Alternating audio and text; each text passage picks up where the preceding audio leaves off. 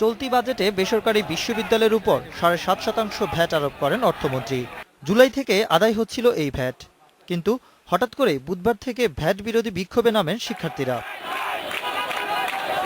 বৃহস্পতিবার বিক্ষোভ তীব্র হলে অর্থমন্ত্রী জানান, আরোপিত ভ্যাট শিক্ষার্থী নয়, দেবে বিশ্ববিদ্যালয়। বিশ্ববিদ্যালয়ে যে হারে আদায় করে এটা তাদের দিতে হবে।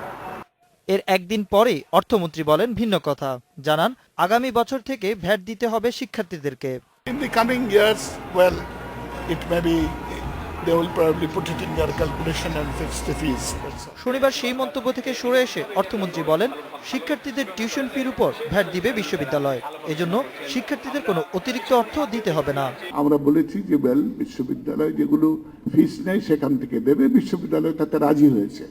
আমি সেখানে বলেছি যে হ্যাঁ, বিশ্ববিদ্যালয় ঠিকই রাজি হয়েছে, কিন্তু তোমরা যদি বিশ্ববিদ্যালয়ের দিকে নজরটা না দাও, তারা ওইটা আগামী বছরে তোমাদের উপর অন্যভাবে পাসন করে দেবে।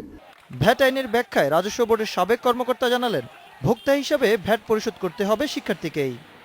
ব্যাখ্যার সঙ্গে কিন্তু আমি বাস্তবতার মূল খুঁজে পাই না, এবং যদি সেটা করতে হতো তাহলে তো প্রাইভেট ইউনিভার্সিটির সঙ্গে এই আইনটা করার পর এই বাস্তবায়নের প্রক্রিয়া নিয়ে একটা জাতীয় রাজস্ব বোর্ডের সঙ্গে তো তাদের একটা সমঝোতা আসা দরকার ছিল।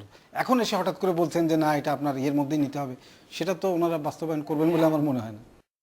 ভ্যাট আদায় নিয়ে অর্থমন্ত্রী এসব মন্তব্যে ভ্যাট আদায়কারী কর্তৃপক্ষের পাশাপাশি বিভ্রান্তিতে পড়েছে অভিভাবকরাও। আগে যে সমস্ত ভ্যাটগুলি তাদের কাছে আদায় করা হয়েছে সেগুলি তাদেরকে ফেরত দিয়ে দেওয়া হবে, এটা তো পরিষ্কার কথা। Ashraf Alam, independent news, Dhaka.